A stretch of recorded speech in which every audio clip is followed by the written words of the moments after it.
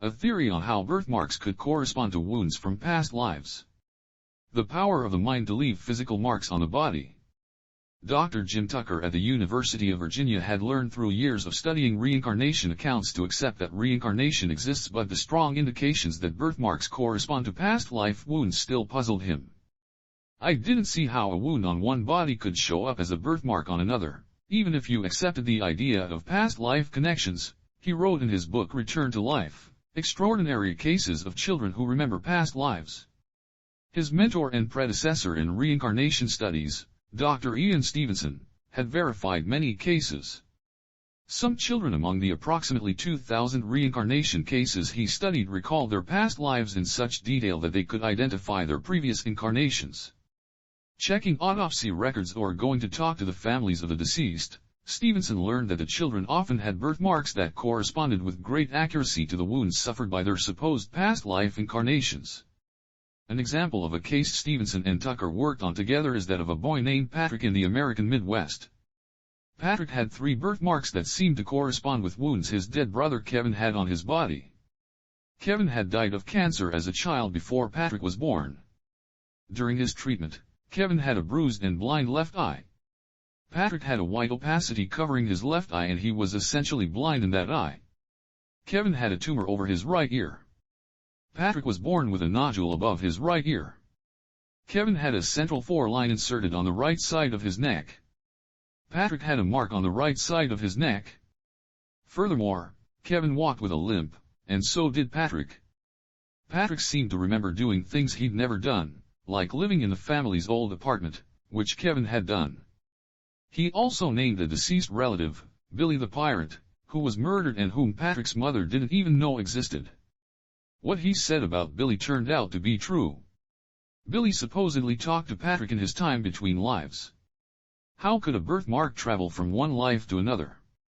As Dr. Tucker said, even if one accepts that reincarnation exists, it seems hard to understand how or why a mark would physically appear on a new body. In his book Reincarnation and Biology, Dr. Stevenson cited the example of a young man who had vividly recalled a traumatic experience from years earlier.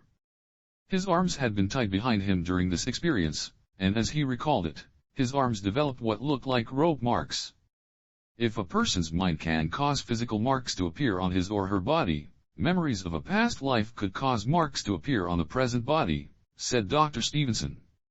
Many birthmarks seem to relate to traumatic experiences in past lives and to fade as the memories fade. Very young children often seem to recall past lives, but the memories become weaker as they get older.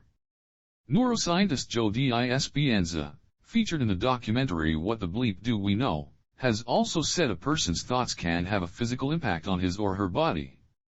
For example, in an experiment, subjects were asked to repeatedly pull a spring-loaded device with one of their fingers for an hour a day for 4 weeks. The exercised fingers became 30% stronger. Another group of subjects was asked to imagine performing this exercise for the same amount of time. Without physically lifting a finger, their fingers increased 22% in strength. Some illnesses, some physical symptoms, are also found to have their roots in the mind. Patient advocate and health writer Tricia Torrey wrote in an article for About.com psychosomatic illnesses, also called psychophysiologic illnesses, a combination of psychology and physiology, are diagnosed for patients who have physical symptoms, but their origin seems to be psychology-based. Dr. Tucker wrote, "If the mind continues after death and inhabits a developing fetus, then I could see how the images could affect the fetus. It would not be the wounds on the previous body per se that produce the birthmark or birth defect, but rather the images of the wound in the individual's mind that did it. What is the probability of 2 people having the same marks in the same place? The probability of 2 people having 2 birthmarks that would correspond to 2 wounds on another person is 1 in 25,600, according to Dr. Stevenson's calculations."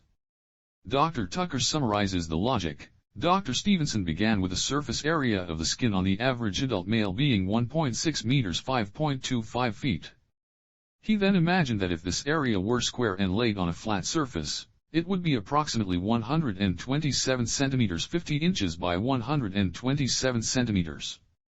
since he considered a correspondence between a birthmark and a wound to be satisfactory if they were both within an area of 10 square centimeters 3.94 inches at the same location. He calculated how many 10 centimeter squares would fit into this body surface area and found that 160 would. The probability that a single birthmark would correspond to a wound was therefore 1/160.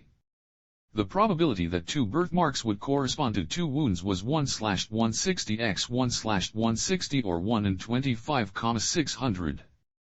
Some had criticized Dr. Stevenson's calculations, so he and Dr. Tucker asked for the help of two statisticians when working on Patrick's case.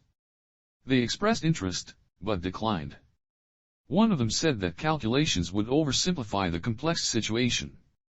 He did say, however, that phrases like highly improbable and extremely rare come to mind as